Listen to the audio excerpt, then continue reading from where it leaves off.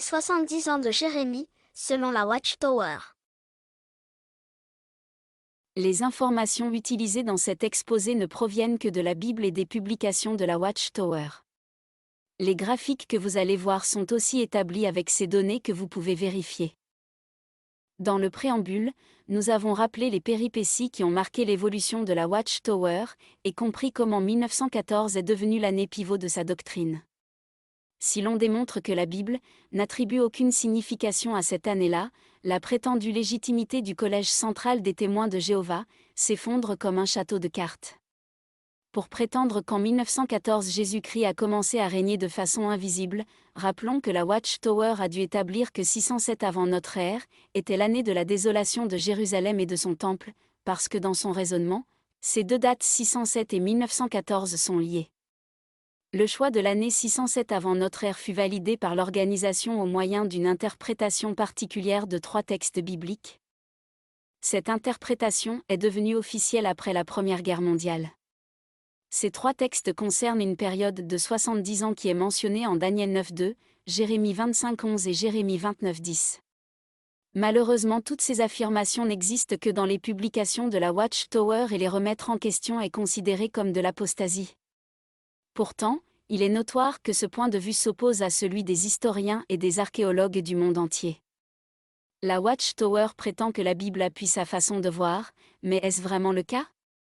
Cette vidéo apporte la réponse à cette question au moyen de graphiques.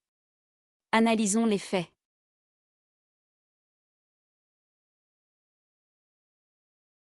La société défend son point de vue dans la tour de garde d'octobre 2011 dans l'article intitulé « Quand l'ancienne Jérusalem a-t-elle été détruite ?» Première partie. Au sous-titre 70 ans pour qui, la Watchtower cite la prophétie consignée en Jérémie 25:11 où le prophète avertit Juda et Jérusalem en disant : Oui, tout ce pays sera réduit en ruine et deviendra un spectacle horrible. Et ces nations devront servir le roi de Babylone pendant 70 ans. Où est-il dit ici que le pays deviendrait un champ de ruines pendant 70 ans? Nulle part, mais alors que nous apprend ce texte? Premièrement que le pays de Juda et sa capitale Jérusalem deviendront un champ de ruines, mais le texte ne précise pas pour combien de temps.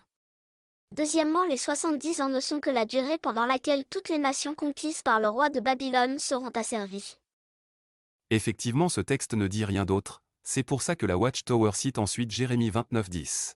Car voici ce que dit Jéhovah. Lorsque les 70 ans à Babylone seront écoulés, je m'occuperai de vous et je réaliserai ma promesse. Je vous ramènerai dans ce lieu.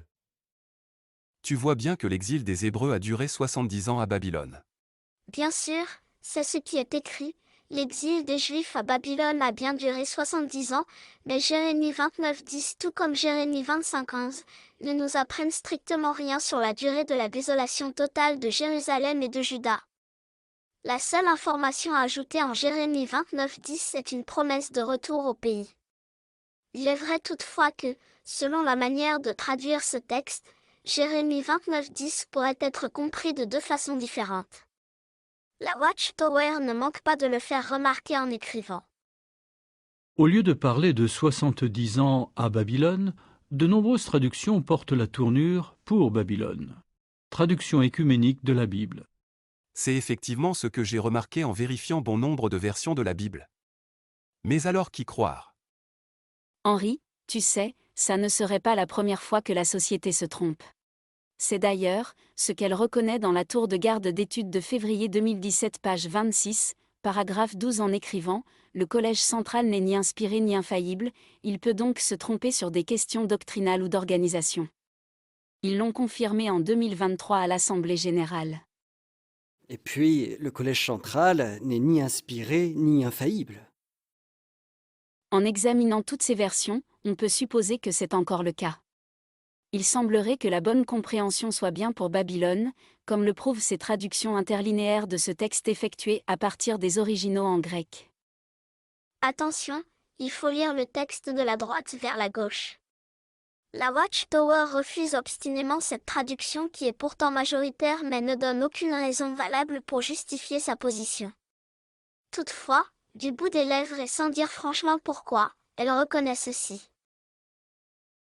Certains historiens affirment donc que cette période de 70 ans concerne l'Empire babylonien. La chronologie profane indique en effet que les Babyloniens ont tenu sous leur coupe le pays de Juda, ainsi que la ville de Jérusalem pendant environ 70 ans, soit de 609 à 539, date de la chute de la ville de Babylone. Dans sa propre traduction de la Bible, la société a mis la tournure à Babylone. Mais pourquoi? Vous remarquerez sur le graphique qu'en faisant ce choix, la Watchtower situe les 70 ans de -607 à -537. Elle noie le poisson en insistant sur l'idée qu'il s'agit de la période au cours de laquelle Dieu a châtié son peuple. Pour la majorité des traducteurs, la tournure, pour Babylone, fait référence aux 70 ans de domination de l'Empire babylonien sur le monde. À la question posée dans le sous-titre 70 ans pour qui, la Watchtower répond l'inverse de ce que pense la grande majorité des biblistes. Elle dit que les 70 ans concernent la nation juive et non l'Empire babylonien. Cela ne manquera pas de lui poser un problème comme nous allons le voir. Dans le livre Études perspicaces, volume 1, page 213, au chapitre Assyrie et sous-titre La chute de l'Empire, elle suggère -629 comme date marquant la chute de l'Assyrie et le début de domination de Babylone sur le monde. Puisque l'année 539 avant notre ère marque la fin de la puissance mondiale babylonienne, son règne sur le monde aurait duré, avec les dates proposées par la Watchtower, 90 ans. 90 au lieu de 70, c'est 20 ans de trop. Est-ce pour cela que la société ne veut pas entendre parler des 70 ans de domination de Babylone? Selon le livre Études perspicaces, Babylone aurait dominé le monde pendant 90 ans.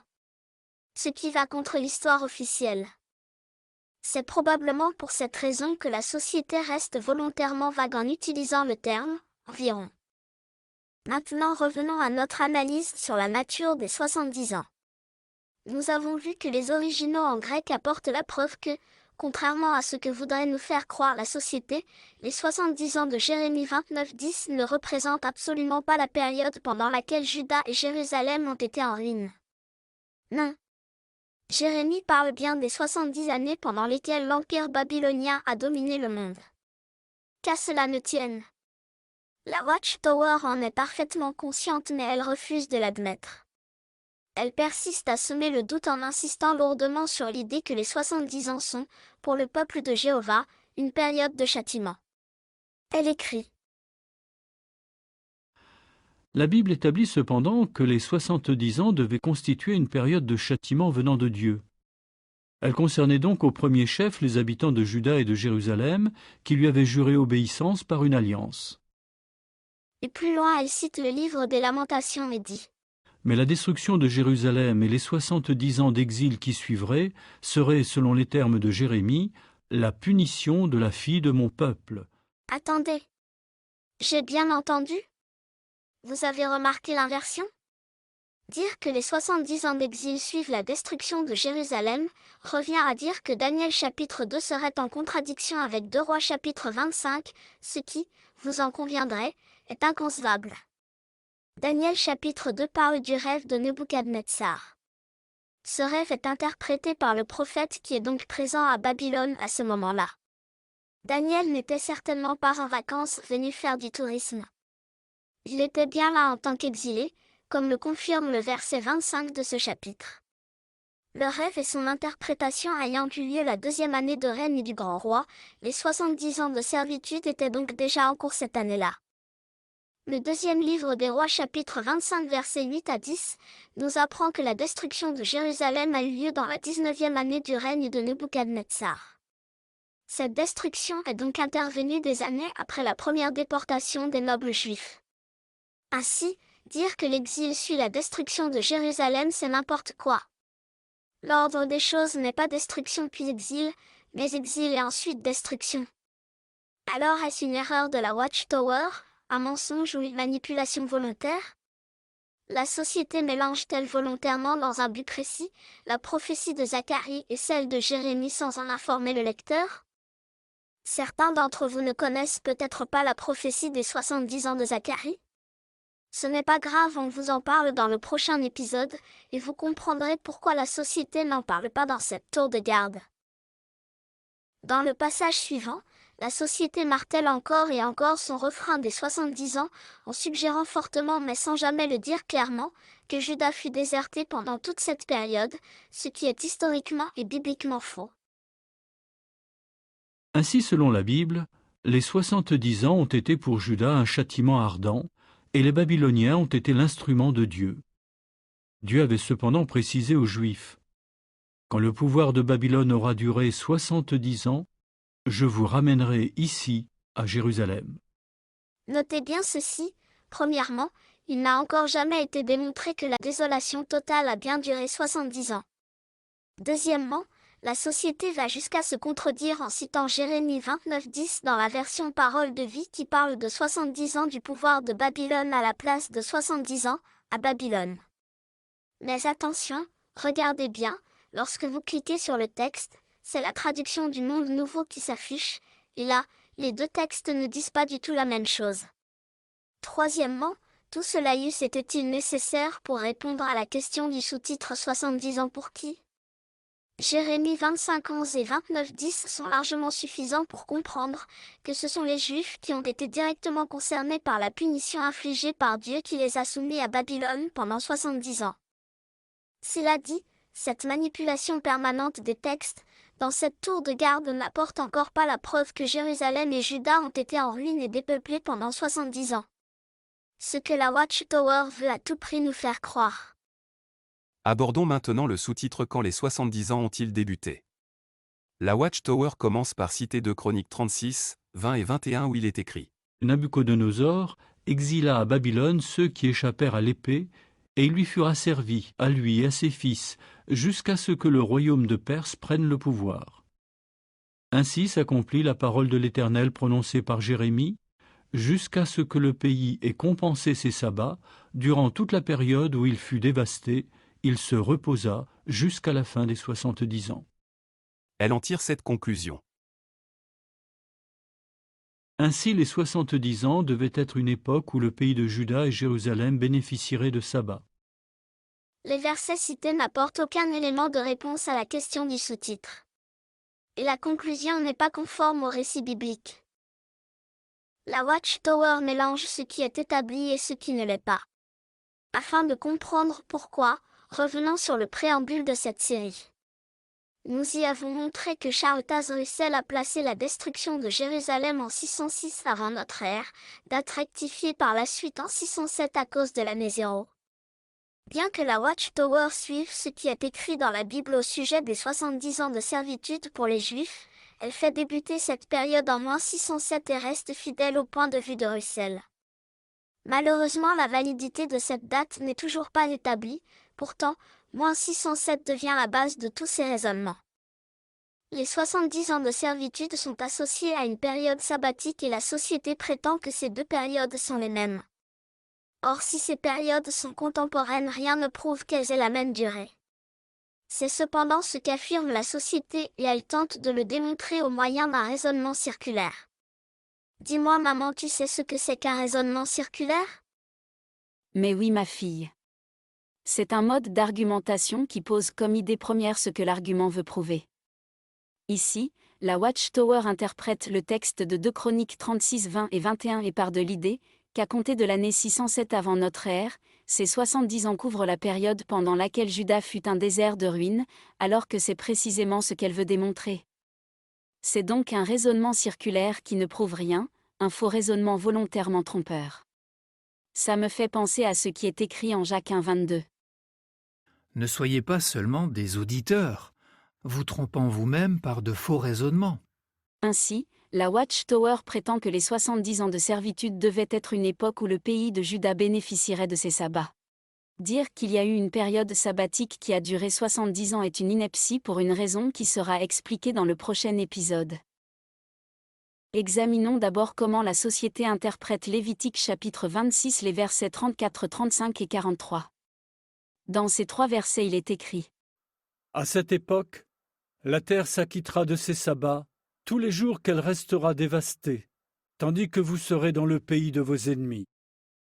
À cette époque, la terre se reposera, car elle devra acquitter ses sabbats. Tous les jours qu'elle restera dévastée, elle se reposera, parce qu'elle ne s'était pas reposée pendant vos sabbats quand vous habitiez sur elle. Pendant que le pays sera abandonné par eux, il s'acquittera de ses sabbats et restera dévasté sans eux, et ils paieront pour leurs fautes, parce qu'ils auront rejeté mes règles et qu'ils auront eu mes ordonnances en horreur. Il semblerait que la société cherche à noyer le poisson au moyen de nombreux textes bibliques qui répètent tous que le pays doit compenser ses sabbats. Aucun de ces textes ne précise la durée de cette période sabbatique. En effet, les sabbats et les 70 ans de servitude sont deux périodes contemporaines qui se terminent à la même date. Cependant, rien ne permet d'affirmer que toutes les deux commencent en même temps. J'ai pourtant bien cherché, la Bible ne dit rien sur ce sujet. Maintenant, que veut réellement dire la Watchtower en écrivant ? Quand la désolation et l'abandon du pays de Juda ont-ils débuté ?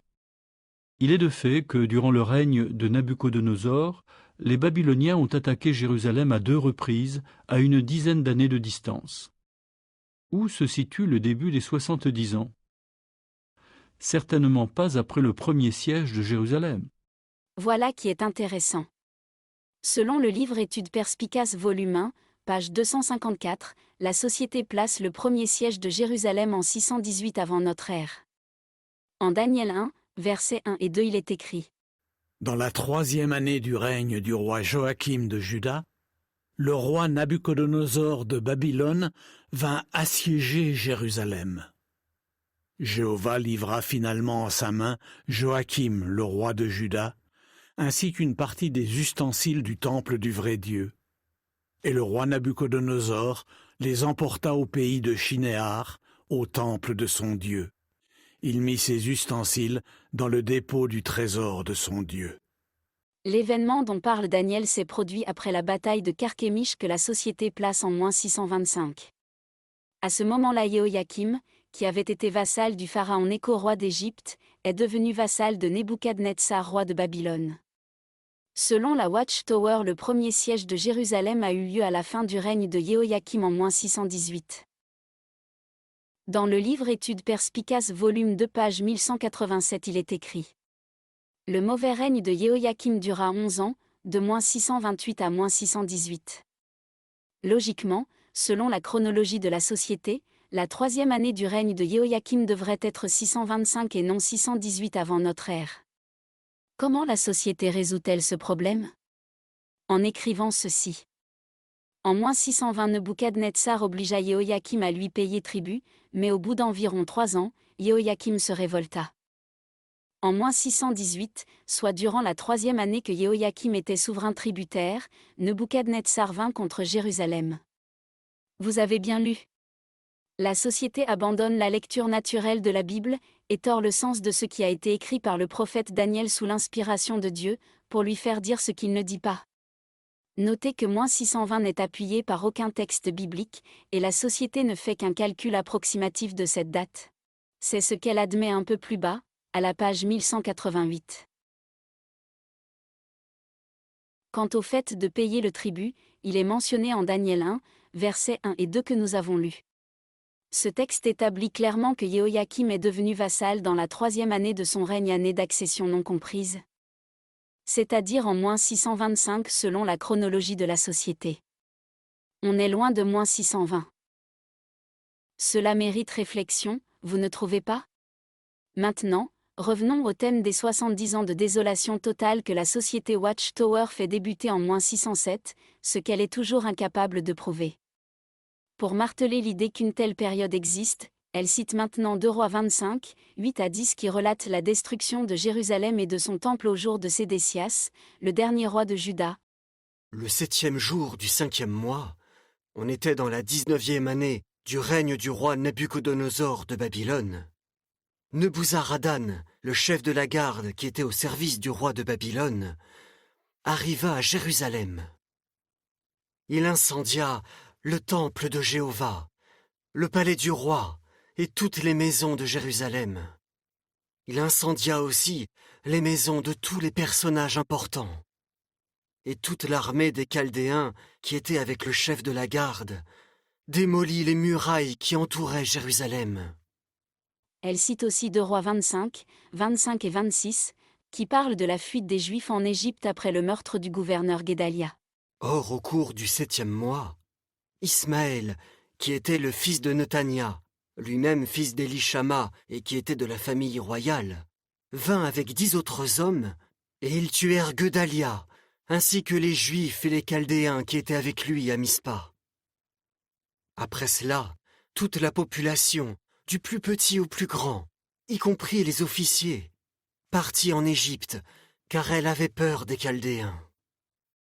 Elle cite enfin Jérémie 44:2, où Dieu parle aux Juifs réfugiés en Égypte en disant « Voici ce que Dieu chargea Jérémie de dire à tous les Juifs qui habitaient en Égypte, ceux qui habitaient à Migdol, à Tapanès, à Noph et dans la région de Patros. Voici ce que dit Jéhovah des armées, le Dieu d'Israël. Vous avez vu tout le malheur que j'ai fait venir sur Jérusalem et sur toutes les villes de Juda.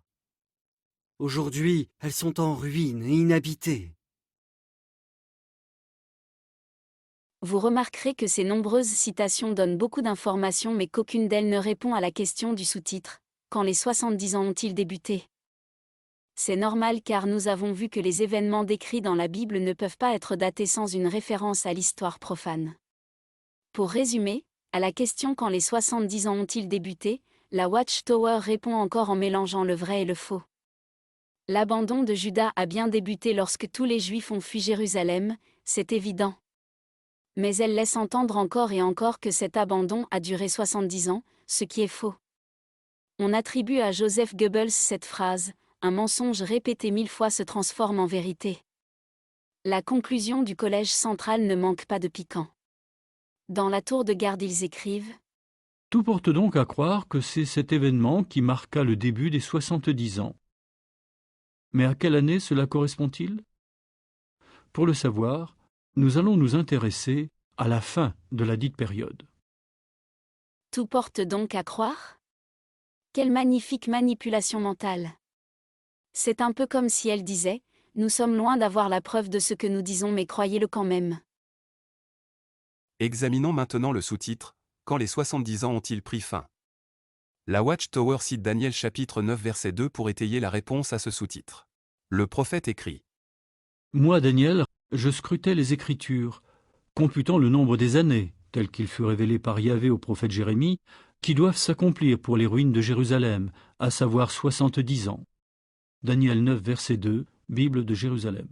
Par cette citation, la Watchtower laisse encore sous-entendre, sans le dire, que Daniel fait référence à 70 ans d'abandon de Juda. Veut-elle à nouveau faire dire au prophète ce qu'il ne dit pas ? Peut-on imaginer que Daniel, en captivité à Babylone depuis le début du règne de Nebuchadnezzar, donc témoin contemporain des événements concernant Jérusalem, ait pu avoir une mauvaise compréhension de la prophétie de Jérémie ? Comme nous l'avons démontré, la Bible établit clairement que les 70 ans d'exil et la désolation du pays de Juda se terminent à la même date, mais elle ne dit nulle part qu'ils ont commencé en même temps. Grâce au prophète Jérémie, Daniel a compris que les 70 ans de servitude et l'abandon du pays de Juda touchaient à leur fin. Et que le moment de la chute de Babylone, donc de la libération de son peuple, était venu. Dans la traduction officielle liturgique, Daniel chapitre 9 verset 2 rend bien cette appréciation des faits. Une explication approfondie de ce point est donnée dans le livre de Carl Olof Johnson, Les temps des gentils reconsidérés, page 244 du livre et page 232 du PDF. Abordons maintenant un autre sujet. Peut-on vraiment se fier à la chronologie de la Watchtower quand elle relate les événements qui marquent le retour des Juifs en Israël ? S'appuyant sur la fin du chapitre 36 du deuxième livre des Chroniques, elle écrit Esdras, qui s'était lui aussi penché sur les prophéties de Jérémie, a établi un lien entre la fin des 70 ans et le moment où l'Éternel réveilla l'esprit de Cyrus, roi de Perse, de sorte que le monarque fit faire une proclamation. Puis sur la base d'informations puisées dans les 3 premiers chapitres du livre d'Esdras, elle conclut. Quand les Juifs ont-ils été libérés ? Le décret mettant fin à leur captivité a été émis dans la première année du règne de Cyrus. Jusque-là nous sommes d'accord. Mais elle poursuit sans sourciller. Par conséquent, à l'automne 537, ils étaient de retour à Jérusalem pour y rétablir le culte de Jéhovah. Automne de -537, mais pourquoi pas automne de -538? Les chapitres 1, 2 et 3 cités dans la tour de garde ne permettent pas de répondre à cette question. Qu'à cela ne tienne. Elle considère que le retour des Juifs en Juda a lieu en -537. Et qu'en conséquence -537 marque la fin des 70 ans. Le sous-titre disait « Quand les 70 ans ont-ils pris fin ?» La réponse de la société est donc -537. C'est la cerise sur le gâteau, il en découle une incohérence temporelle énorme, entre ce que dit la Bible et ce qu'enseigne la Watchtower. Récapitulons. Selon la Watchtower, -537 serait l'année du retour des Israélites au pays et la fin de 70 ans de dévastation de Jérusalem. Vérifions qu'elle le confirme bien dans sa vidéo intitulée « Introduction à Esdras ». Le livre d'Esdras contient 10 chapitres. Les chapitres 1 à 6 décrivent le retour d'un petit groupe de Juifs à Jérusalem. En 537 avant notre ère, ils reconstruisent l'autel et célèbrent la fête des huttes, ce qui met un terme aux 70 ans de dévastation. Alors, notez bien.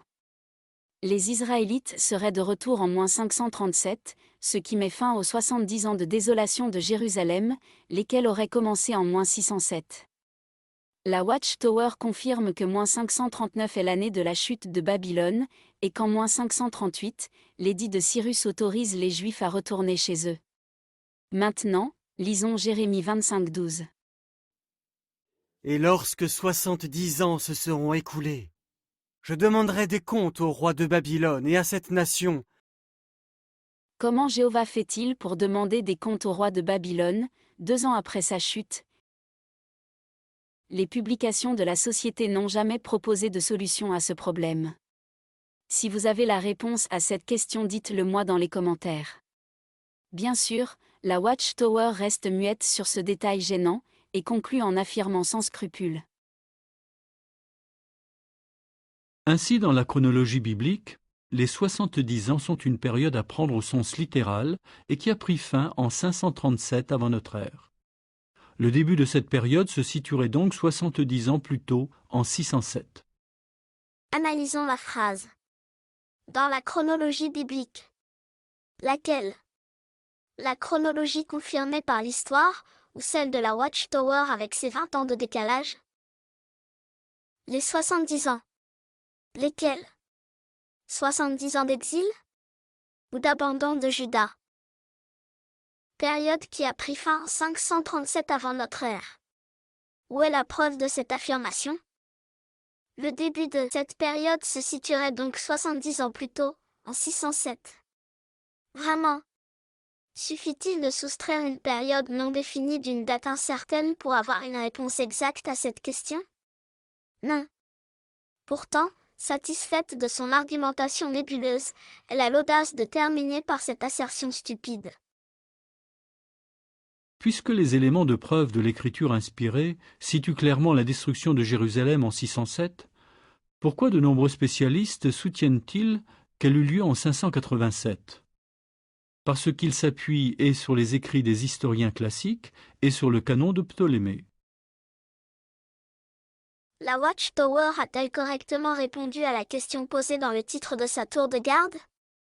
A-t-elle apporté ne serait-ce que l'ombre d'une preuve de ses affirmations? Est-ce que les passages bibliques cités l'autorisent à dire que l'abandon du pays de Juda et de Jérusalem couvre la période de -607 à -537? N'a-t-elle pas tout tenté pour perdre le lecteur et l'induire en erreur? À vous d'en juger. Dans la partie suivante de cette série, intitulée Les 70 ans de Jérémie selon la Bible et l'Histoire, vous apprécierez la précision stupéfiante des prophéties bibliques et constaterez que, sans exception, toutes celles dont nous parlerons sont en parfaite harmonie avec l'histoire et l'archéologie. Attendez. Avant de finir cette vidéo, je voulais savoir, avez-vous trouvé la solution du fameux paradoxe temporel? Vous savez comment la société réussit à faire que Jéhovah peut demander des comptes à un roi qui a disparu depuis 2 ans? Parce que moi, j'ai une théorie. Regardez. Vous dites que vous avez fabriqué une machine à voyager dans le temps à partir d'une DeLorean? Ce que tu fais peut avoir de graves répercussions sur le futur. Et il n'y a que Doc Brown qui puisse l'aider à retourner vers le futur. Retour vers le futur.